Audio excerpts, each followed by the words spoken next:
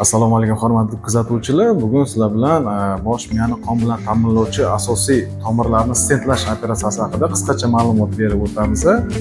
Bu yerda ko'rishimiz mumkinki, mana umumiy yuk arteriyasi bu o'z navbatida ichki va tashqi yuk arteriyalarga bo'linadi.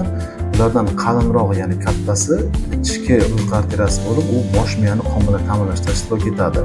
Bu yerda ko'rishingiz mumkinki, ichki yuk arteriyasining boshlang'ich qismida katta ateroskleroz yog' to'planmasi turibdi. Mana bu turgan narsa esa bu lavoshka deyiladi. Bu lavoshka orqali o'sha tromblar ushlanib qolinadi va keyingi rasmga qarasangiz, bu ballonli angioplastika o'tkazilayotgan jarayoni va bu esa o'sha lavoshka har xil o'sha jarayon bajarish vaqtida tushishi mumkin bo'lgan tromblarni ushlab qolayotganini ko'rishimiz mumkin.